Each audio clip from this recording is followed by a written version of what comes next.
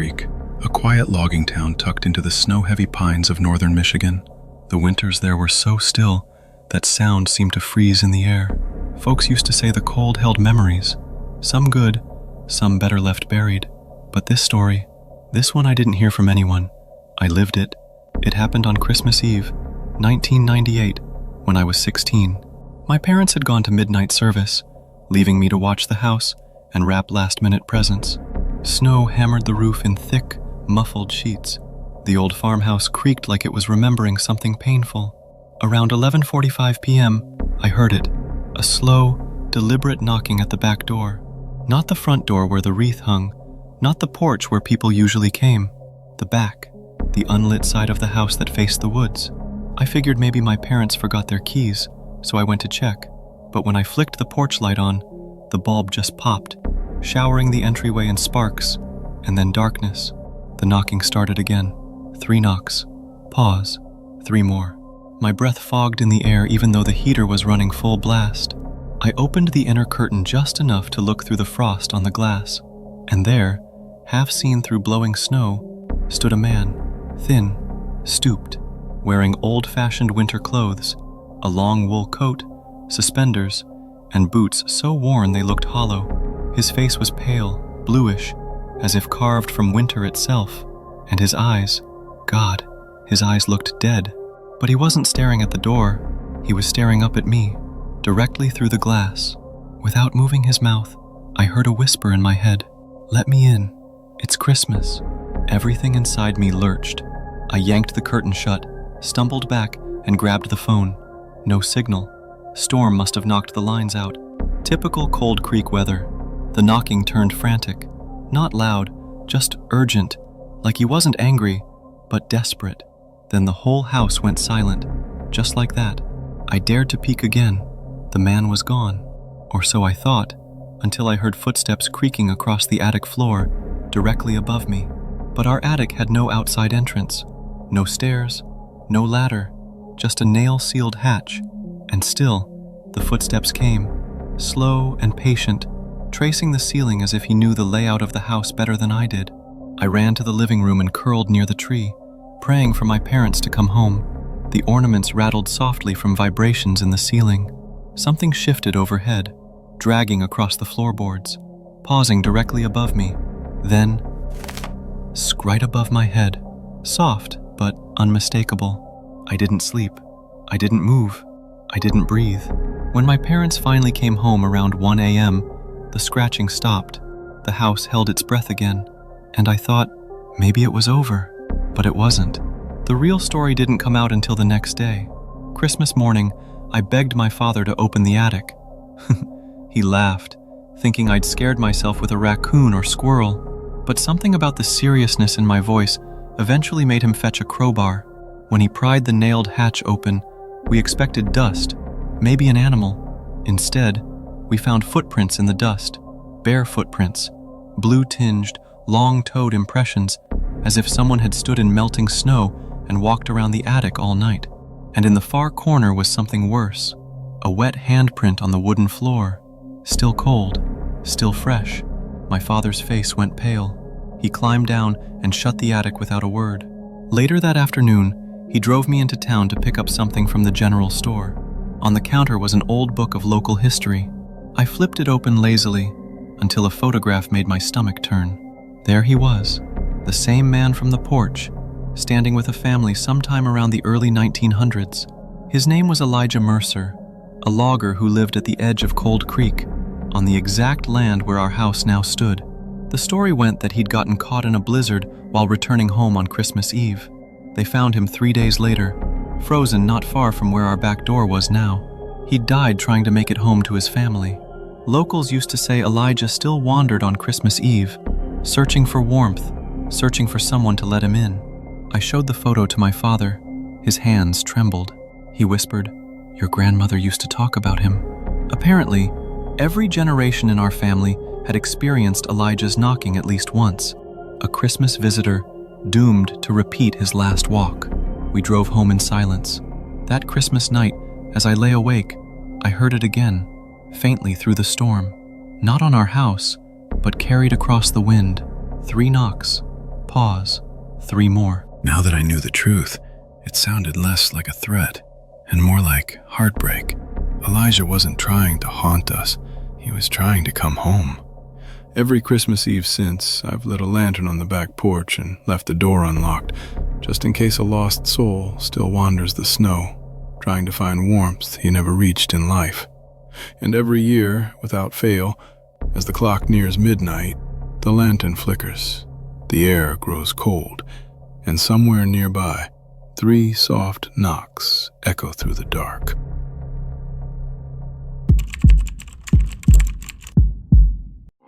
Before I begin, I want the audience to understand something. This story is real. It didn't happen to a friend of a friend or some cousin twice removed. It happened to Deputy Mark Ellery, a man I knew personally, quiet, dependable, the kind of person who didn't scare easy. And until the day he died, he swore every word of this story was the truth. I'm only telling it because the records from that winter were finally released last year, and his family said it was time. It was Christmas Eve, 2004, in the quiet, snow-covered town of St. Havens, Montana, the kind of place where the only sounds at night are the wind brushing the pines and the occasional far-off train. Mark was covering the late patrol, filling in for the sheriff who was home with the flu. The roads were empty, the sky was a white blur, and the only warm place in town was the diner, closing early for the holiday. At 11:06 p.m., Mark got a call on the radio from dispatch, a voice breaking through the interference. Unit 9, do you copy? We're getting sound from St. Havens Chapel. The chapel had been abandoned for nearly 20 years. Roof falling in, windows boarded, cemetery behind it half swallowed by trees.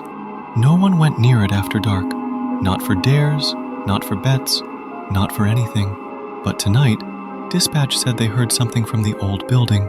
Church bells, slow, off-key, ringing through the storm. Mark didn't want to go alone, but protocol is protocol. So he drove out, tires crunching through untouched snow, headlights cutting through swirling flakes. When he pulled up, the chapel looked exactly as dead as it always had, except the front doors were open, just barely, as if someone had slipped inside. Mark stepped out, flashlight in hand. The wind died suddenly, unnaturally, like the whole world was holding its breath. And then he heard it, not bells this time, a woman singing, very faint, drifting through the broken boards like smoke. Sleep in heavenly peace, sleep in heavenly peace. A Christmas hymn, Silent Night, but the voice was wrong, too soft, too cold, too far away and too close at the same time. Mark radioed dispatch. No answer, just static. He pushed the chapel door open and stepped inside. The pews were rotted. Snow drifted across the floor. The altar was collapsing under its own weight, but the singing grew louder. It wasn't coming from the chapel. It was coming from the stairs leading down to the basement, the one place Mark knew nobody in town ever went. Mark gathered his nerve, went down the narrow steps, and saw something he never forgot. At the bottom was a woman in an old-fashioned winter dress, standing barefoot on the freezing stone floor. Her hair hung wet and tangled, like she'd walked through a storm for miles. Her face was pale, almost blue. She looked at Mark with eyes that reflected no light and said, "Have you come to walk me home?" Mark stepped back. Instinct, fear, something primal. Whatever she was not alive. Her lips curled into a trembling smile, and we're still waiting, all of us. Then dozens of faces appeared behind her in the shadows. Men, women, children, silent, unmoving, ghost white, and the chapel bells began ringing again. This time, from inside the basement, Mark ran. He didn't stop until he was back in his cruiser, snow whipping behind him as he sped away. When he looked in the rearview mirror, he saw them standing in the doorway of the chapel, all of them, watching him leave. That night was the last time Mark ever worked a Christmas Eve patrol, and the story doesn't end there. The next morning, Mark went straight to the sheriff's office, shaking, pale, and refusing to drink the coffee someone handed him. He insisted they go back to the chapel in daylight to prove what he saw. Maybe the cold had gotten to him. Maybe he hallucinated. But the sheriff humored him. When they arrived, the front doors were shut. Snow covered the entrance, untouched. No footprints, no tire tracks except their own. The basement door, nailed shut from the inside. They pried it open.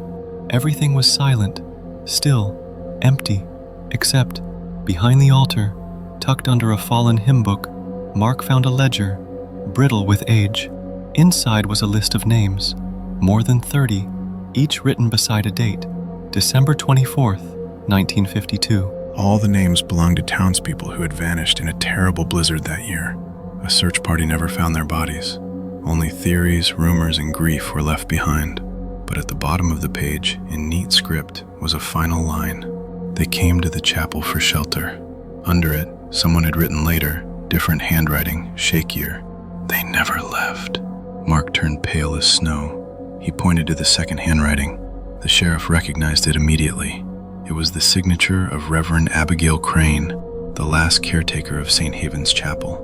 The same woman who had been found frozen to death on the chapel steps the winter after the blizzard. Her name was the first on the list of the missing. For weeks, Mark barely slept. He insisted the ghosts had tried to follow him home. He said he heard bells in the walls at night. And then, 2 months later, Mark died in a car accident on that same road. The only witness? A boy who was walking home from hockey practice. He told investigators, "Before the crash, I heard church bells and a woman singing, 'Silent Night.'" The boy swore he saw a woman in an old winter dress standing in the middle of the road. The sheriff sealed the ledger away. Dispatch stopped taking reports of bells near the chapel. But locals say that every year on Christmas Eve just before midnight, if you stand near the old St. Haven's Chapel, if you listen very carefully past the wind, you can still hear a woman's voice drifting through the snow. "Sleep in heavenly peace." And if the bells start ringing, don't go near the basement, because they say Deputy Mark Ellery is down there now, ringing the warning for anyone who gets too close.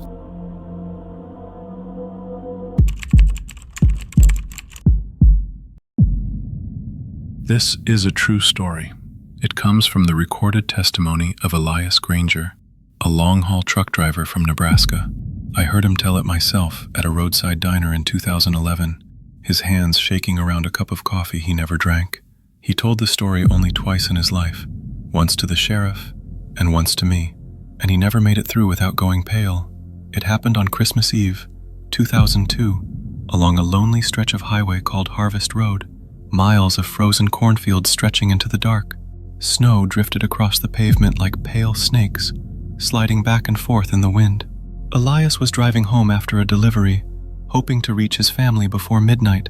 The highway was empty. No cars, no houses, no lights, just the endless frozen fields. At 11:23 p.m., his headlights swept across a figure on the roadside, a man, standing alone, holding out his thumb. Elias slowed instinctively until he realized something was wrong. The hitchhiker wasn't wearing a coat, no gloves, no hat, just torn jeans, a flannel shirt soaked in snow, and boots caked with mud. Even stranger, he wasn't shivering, not even a little.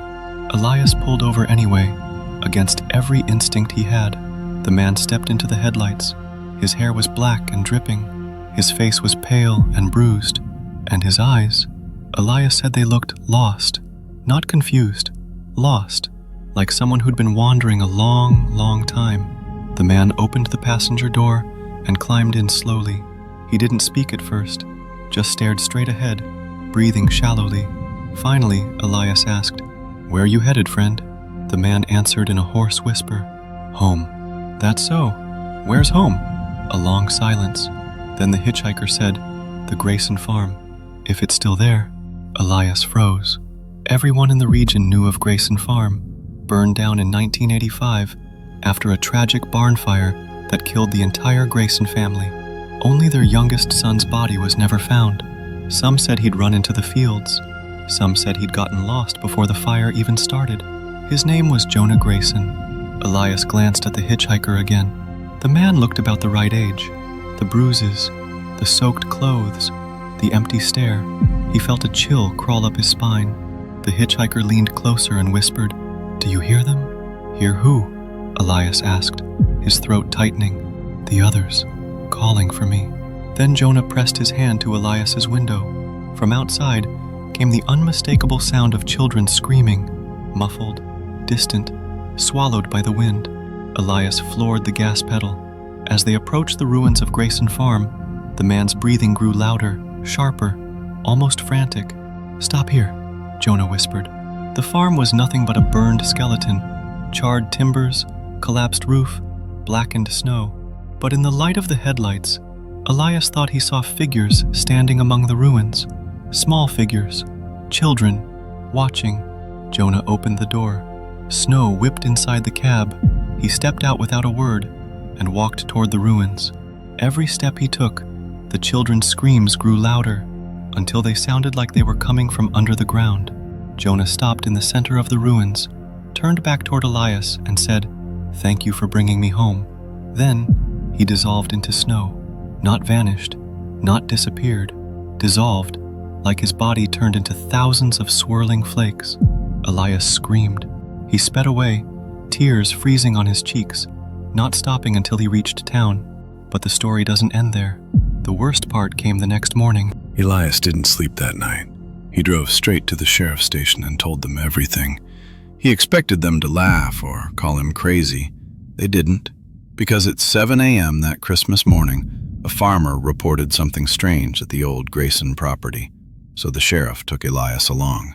The farm ruins looked the same as always, burned, collapsed, dead, but the snow around it, that was different. Hundreds of tiny footprints circled the ruins, little bare feet, small as a child's, printed in neat circles around the collapsed barn. No adults, no animals, no tire tracks, just children. And in the center of the ruins, right where Jonah had stood the night before, were two sets of footprints. One pair small, one pair adult-sized, both leading toward the center of the barn, neither leading out. The sheriff swallowed hard and whispered, "There hasn't been a Grayson footprint on this farm in almost 20 years. Elias felt something heavy in his chest, fear or sorrow, he couldn't tell. They searched the whole property, found nothing. No tracks leading in, no tracks leading out. Just those impossible footprints. But the sheriff found one more thing. A rusted family photo half buried in soot. It showed the Grayson family smiling in front of the barn, except the image was warped with heat damage. Jonah's face blurred and stretched, almost erased. Elias insisted they leave. On the drive back, the sheriff asked, quietly, "You think that was really Jonah?" Elias didn't answer at first. Then he said, "Whatever I picked up on the highway, he wasn't looking for a ride." The sheriff nodded. "He was looking for a way home." From that year on, locals say that every Christmas Eve, if you drive along Harvest Road after midnight, you might see a lone hitchhiker standing in the swirling snow. A young man, clothes soaked, eyes empty. If you stop, he'll climb into your car. If you ask where he's going, he'll whisper, "Home." But if you take him there, you must never step out of the car, because the children in the ruins, they don't like to let anyone leave. And every Christmas, the snow whispers with their soft, distant voices, "Come home, Jonah, come home."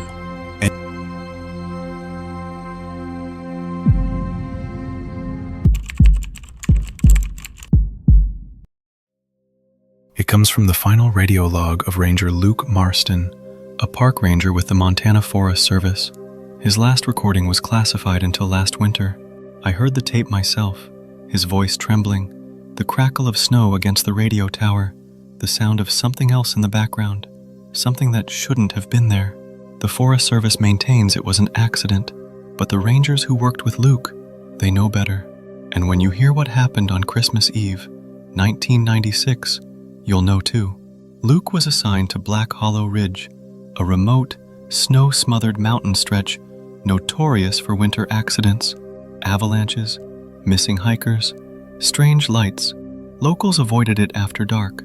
On Christmas Eve, Luke volunteered for the night shift so the younger rangers could be home with their families.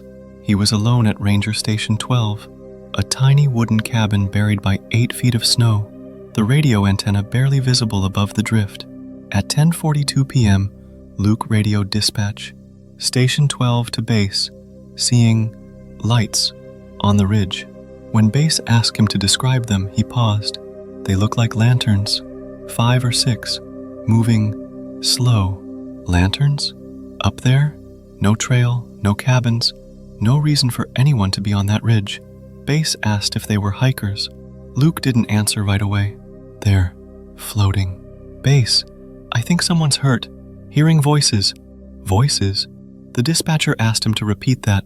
Luke said, children. Laughing. Out in the snow. There were no children within 20 miles of Black Hollow Ridge. And then Luke whispered, I'm going to check it out. Base told him to wait, but the radio cut out. Snow fell thicker as Luke hiked toward the ridge. His boots sank deep with every step. The wind carried faint giggles, high, distant, drifting between the trees. Then he saw footprints, bare footprints, small as a child's. No adult tracks, no sled, no snowshoes, just dozens of tiny prints weaving into the forest. The lantern lights bobbed ahead, almost like they were guiding him. Luke followed them up a narrow trail until they disappeared over the crest of the ridge. When he reached the top, everything went dead silent. No lights, no voices, no footprints, just a wide, flat patch of untouched snow. Luke's breath hitched. The wind had stopped. The world felt like it was holding its breath. Then he saw it. A small figure standing at the edge of the trees. A boy, maybe 10 or 11, wearing old-fashioned winter clothes, suspenders, wool trousers, a cap dusted with frost. He stared at Luke with wide, empty eyes. Luke raised his flashlight. Hey kid, are you okay? The boy didn't answer. He only lifted his hand and pointed behind Luke. Luke turned. A row of lantern lights floated across the ridge, forming a perfect line. Then they rose into the air, drifting in a slow circle, like spirits orbiting a point on the ground. Luke stepped closer. There were grave markers buried under the snow, wooden crosses with names carved long ago. The lanterns hovered above them like watchful sentries. Luke whispered, children's graves. The boy behind him spoke softly. We never left, sir. Luke whipped around.